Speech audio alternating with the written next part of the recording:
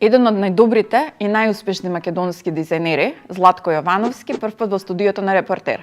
За кратко време негови модели се најдоа во најдобрите модни списанија, во Гламур, во Космополитан, а негова креација носеше и светската звезда Ава Макс. Златко, добре ми дојде. Добре те најдов и после ваква најава морам да ти кажем само фала ти многу. Мило ми е што си денеска мој гостин и што ќе можеме да промоабетиме за се ова што се случува не само сега, туку и во изминативе години. Твоите креации во големи модни списанија, Ава Макс, светска звезда која што ја гради својата кариера и која што станува се поуспешна и поуспешна, која што носеше твоја креација, какво е чувството? Дали мислиш дека конечно си на добар пат и ти да станеш звезда во светот на модата, бидејќи мислам дека тоа ти е една од најголемите желби во животот, така имаш изјавено неколку пати. Да, ја сметам од кога знам за себе, знам дека ќе сум еден ден светски дизајнер и дека ќе имам светска кариера. Сега кој тогаш ме сватил сериозно, сега се радува на моите успеси, а кој тогаш не ме свати сериозно, сега сигурно се чуди. Па и не ми е време да се чудат. Ја не мислим дека ова е мојот врв, допрва сметам дека доаѓа мојот врв, бидејќи во мојата глава се огромни, енормно големи светски имења кои што треба да носат мои фустани и мои креации. Па например како Бионсе или например моја огромна желба е да носи Шер моја креација, ради тоа што она е кралица на кичот и на гламурот, после Дафне Гинис и ред други. Јас ја замислив Леди Гага во твоја креација. Па, знаеш ако Леди Гага углавном е многу големо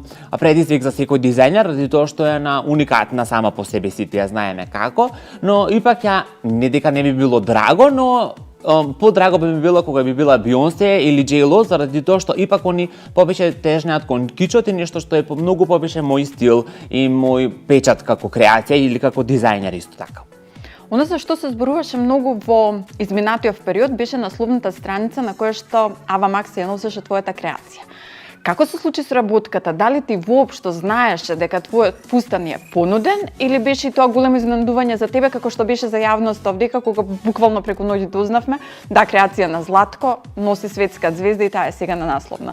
А знаете како околу сработката со Ава Макс се мора да почнам од почеток, нели? Јас сум во Лос Анџелес во еден шоурум више неколку години, 2-3 години, ради тоа што после ревијата на Лондон Fashion Week. Ќе те прашам и за тоа. Да, после ревијата на Лондон Fashion Week, како се вика, шоурумот во Лос Анџелес ме контактираше и сака моите парчиња, моите креации да се најдат во нивни шоурум. Од време на време, на некои 6-7 месеци, јас испраќам таму нови креации за да они бидат пофлексибилни за различни или звезди. Извини, ќе те прекина малку. Колку е тешко сега во време на пандемија, кога буквално работите малку и мируваат, твоите парчиња да стигнат во Лос Анџелес? Посебно заради тоа што станува збор за фустани кои што се рачно работени со монистра, со свила, да изгледаат онака како што изгледаат. Јасно, па фала Богу има таму огромен тим кој што се грижи за моите парчиња да стигнат добро, да после истите се испеглат, да се средат, ако не де Боже нешто им фали да се тоа довезе или да се досреди, но сметам дека до сега немало никаков проблем заради тоа што стварно плаќам многу поголем шипинг, мислим цена за многу по за пренос, за пренос, но до сега не сум имал проблем и секогаш ги праќам како дел, значи како капсулни колекции од 6 фустани, 10 фустани креации, детали, што год. И нема врска да се навратам на Ава Макс. Мене шоурумот ми кажа дека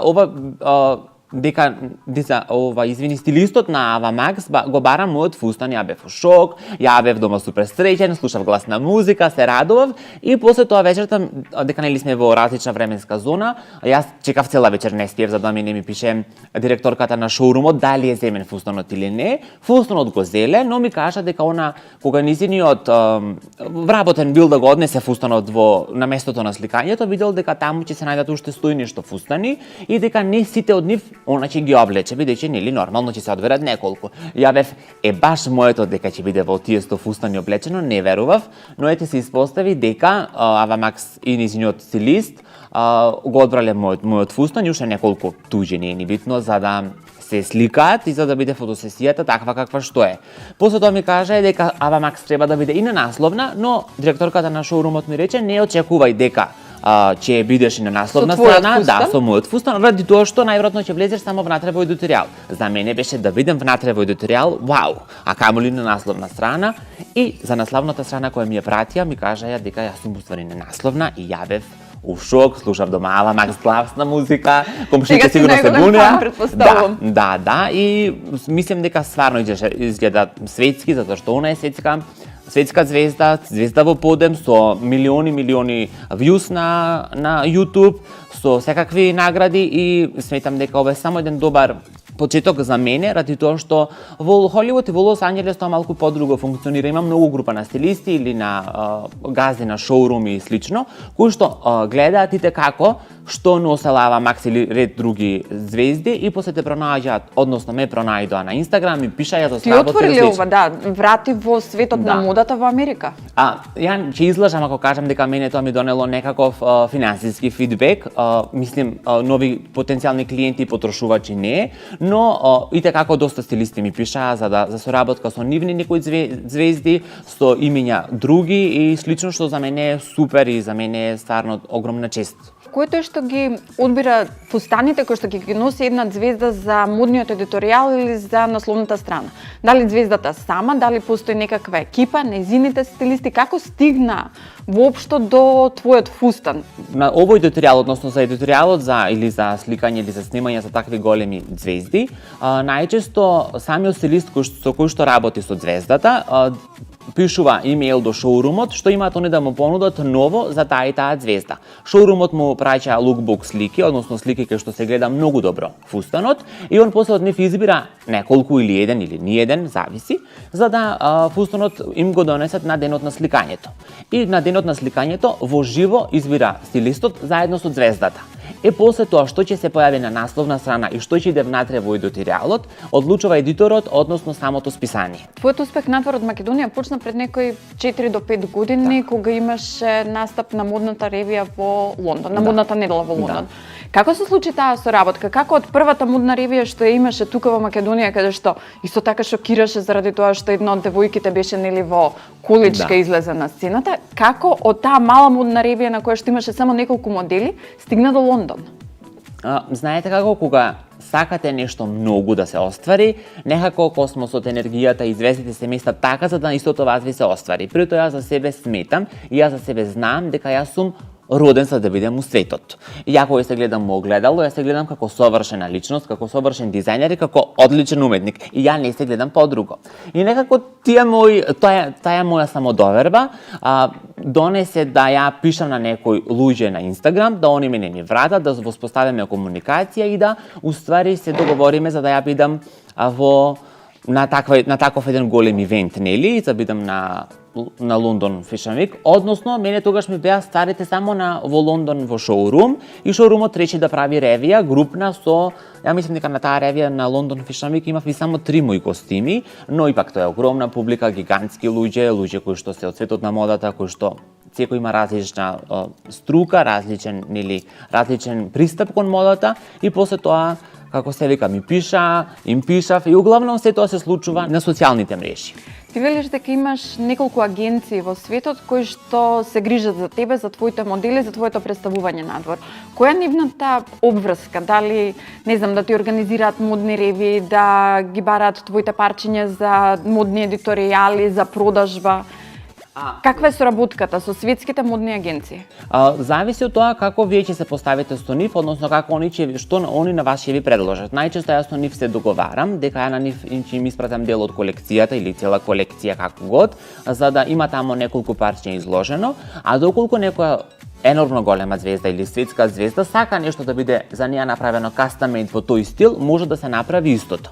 Си го направил тоа до сега за некого? Не, за жал до сега се нема никој јавено за custom made креација, се тоа било од дизајните што више сум ги понудил, од дел од колекциите искористено за светски рамки, нели? После они ги нудат на стилисти. Они не ги нудат директно на звездата, ради тоа што звезда како звезда сигурно има милион обврски, милион дешавки и стилистот е тој кој што посредува работа. А супер е заради тоа што ако стилистот вас ве засака како дизајнер, може да ви пише директно самиот он и да бара за некоја друга звезда, мислам за некој за кој што он ќе соработува следен, ваша креација. Тоа е супер, сите ние дизајнери кои што сме во тие шоурумови, се молиме да не засака дизајнерот. Не, стилистот, заради тоа што стилистот ако те засака и ако свати дека ти си добар како дизајнер, ќе те понуди на многу други звезди. Два твои фустани се најдоа во модниот едиторијал на Космополитен. Да. Еден фустан сега излегува во Гламур Саута. Јужна Африка. Да. Така. Како е твоите дизајни да ги видиш во познати светски модни списанија и тоа со фустани кои што се во исто време, нели, кои што ги дизајнирале големи светски дизајнери? Да. Ти ги праќаат ли списанијата? Дали ги Тоа ги сакав имаш? да кажем. За мене ми е жал што сето тоа го доживувам електронски. Иначе сето да го гледам и го доживувам како се вика на екран, ама многу би сакал да го видам списанието пред мене. Значи да отворим да видим дека е тоа наслов на Космополитен и да листам и да дојдем до мојот фустан. Ја уште го немам добиено ниту Космополитен, ниту Гламур, не ми се стигнати. Го замолив шоурумот да ги купи истите за да ми ги испрати по пошта, зраки кои ќе стигнат не знам, и морам да ти признаем околу Гламур и околу Космополитен, за мене е тоа малку нереално, заради тоа што ја ги немам опипано, ги немам видено како весник, како магазин. Но и како е голем успех, ради тоа што многу дизајнери и многу имиња од цел свет гледаат и се трудат да бидат, како се вика, пишани тамо, да бидат нивните фустани тамо, па макар и на мала слика. А моите фустани се стварно на голем дел од страницата за фаќа. Што се случува потоа со фустаните? Дали остануваат кај манекенките, дали твојот фустан остана кај Авамакс еве баш во моментов го гледаме, дали остана кај неа или се враќаат во шоурумот па потоа се нудат за продажба? Они најчесто не се нудат на продажба, но доколку некој сака да ги купи, може да ги купи, секако. Најчесто се враќаат во шоурумот назад, кај што, например, седела креацијата, значи во шоурумот кој што мене ме застапува. Доколку креацијата е носела некое големо име, односно, конкретно оваа креација, сребрениот фустан го има носено нели Авамакс и како се вика шоурумот инсистира да креацијата остане кај нив, да оние ги ставаат со насловната, со сликата пред и ги оставаат во шоурумот како едни од битните фустани кои што и уствари дизајни кои што се искористиле. Така да фустанот ако беше облечен на некоја големо светско име, он останува во шоурумот, а ако не се искористи воопшто, може и да се врати назад. Ти си познат по тоа што креираш гламурозни фустани, креираш екстравагантни парчиња облека, меѓутоа најголемиот дел од работите се рачна изработка, значи везење, сецкање. Колку време е потребно за да се направи еден фустан во твоето ателје? Са среќа имам супер тим, имам 3 жени кои што шијат за мене и кои што ми помагаат многу. Извини, каков шеф си? Па ја мислам дека сум супер другар со нив. Ја шеф не се ни доживувам, затоа што јас сум артист, јас сум дизајнер и сум кул. Мислам, ние заедно пиеме кафе и заедно решаваме доста работи. Мада ја ако нешто запнем дека треба да има 10.000 камења, оно има 10.000 камења и они често се ги пребројуваш? Па не, него од толку знам више, после толку рачна работа и знам често од кој ќе видим 10.000 камења да кажем па малку е. И они да се лутат, превртуваат со очи, баш. Но сакам да кажем дека за една креација може да биде потребно и 2 дена, некогаш е потребно и 7 дена, зависи од фустанот, зависи од тоа колку е захтевен, но мислам дека мене најмногу време ме одзема кога ја создавам креацијата. Значи мене може да треба например за тебе да дизајнирам, ја да не знам што да дизајнирам за тебе 5 дена, 7 дена, а може да ми дојде идејата и во еден миг. Тоа зависи до моментот. Полесно да создадеш фустан за личност која што ја познаваш или да создадеш цела колекција за модна ревија? Цела колекција за модна ревија, заради тоа што тогаш се слушам само јас, заради тоа што тогаш го имам заедниот збор јас и заради тоа што имам ја некаква визија и знам дека сите тие фустани 10, 15, 20 колку год се ќе бидат врзани како една приказна. А кога се работи за еден клиент, нели конкретно за custom made креација е потешко заради тоа што тогаш чим некој ве одбрал вас како дизајнер, вие мора да го слушате и него што он сака, што носи, за каде му е и како му е. Кога пред неколку години го отвори првото модно ателје во Тетово, дали веруваше дека за толку кратко време, бидејќи цело време кажуваш дека веруваш во себе, дека имаш визија, дека ќе се најдеш на светската сцена, меѓутоа дали веруваше дека за толку кратко време, дека за буквално 5-6 години твоите дизајни ќе стигнат толку напред и ќе се најдат и во светски магазини и ќе ги носат светски звезди? Дека одем напред бев сигурен, но дека ќе постигнем толкав успех за толку кратко време, не бев сигурен, искрено. Јас само знаев дека треба само многу да се работи, многу да се труди, никогаш да не да не оставам ништо на случајноста и дека мора да верувам во мене и мора да верувам во креацијата и модата што ја правам. Како реагираше на тебе околината, посебно на почетокот, бидејќи и твоите дизајни се малку необични, меѓутоа и ти се облекуваш секогаш малку поекстравагантно, повпечатливо од останатите, бидејќи нели, Тетово е мала средина. Ја у Тетово цел живот важим, а и било каде и овде у Скопје, кој што ме знае како будала и шлакнат. И се јас сметам дека само будалите и шлакнатите може да успеа у светот, ти мора да си енормно различен за да успееш тамо кај што сакаш да стигнеш во светски рамки. А ако сакаш да те чукаат по рамо и да ти викаат браво, супер си, да креираш фустанчиња со корсетче и глокче на матура или за што год, ја дизајнирам за матура, немам ништо против тоа, него сакам да кажам некои такви прости дизајни, онда на сите ќе им се свиѓаш и се ќе е кул и окей. Ја сум оперисан и моето дома ме научиле дека е најбитно ја што мислим, најбитно ја што сакам и најбитно е јас што мислим и кај сакам да стигнем и дека другите не се воопшто битни. Така сум воспитан и затоа сум усвари толку успешен, сум научен да нивното мислење да не ме допре воопшто. Ти велиш дека не ти пречат негативните коментари, дека едноставно не допираат до тебе што има луѓето да кажат, меѓутоа не ти се ли тие па од друга страна можеби поттик за да бидеш уште подобар и за да покажеш еве гледајте? Не, ја секогаш се расчистувам само со себе и само со себе се натпреварувам, не со другите, заради тоа што негативните коментари кај нас најчесто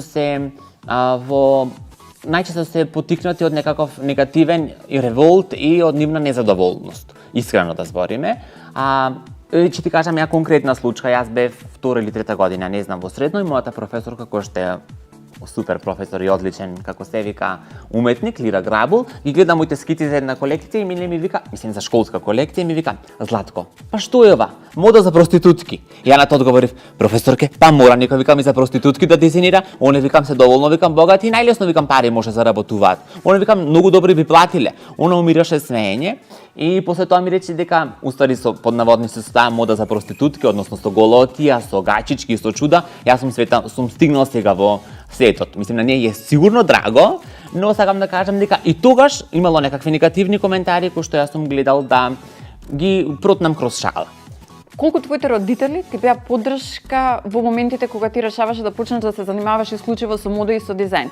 Заради тоа што некаде прочитав дека ти буквално црташ од 6 години некаде и дали има вистина во тоа дека кога родителите ти нуделе да ти купат некаква играчка, ти си викал не купете ми модно списание подобро? Тоа е вистина така. Ја дома например како мал гледав FTV, а не гледав цртани или не гледав серија, туку гледав FTV цело време и сакав да сум дел од тие што се чудно облечени.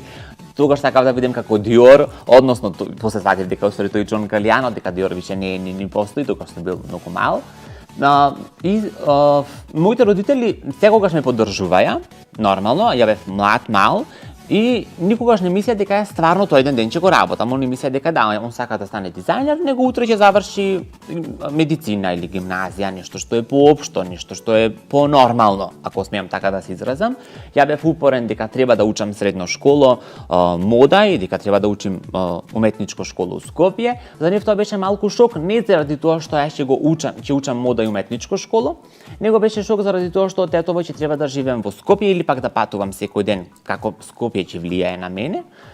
После сватија дека све е тоа окей, ја после на 17 години побарав да имам сам свој ревија, после тоа се такмичев за млади таленти нели во Белград, па се такмичев во Виена и сегде да влегува во финале.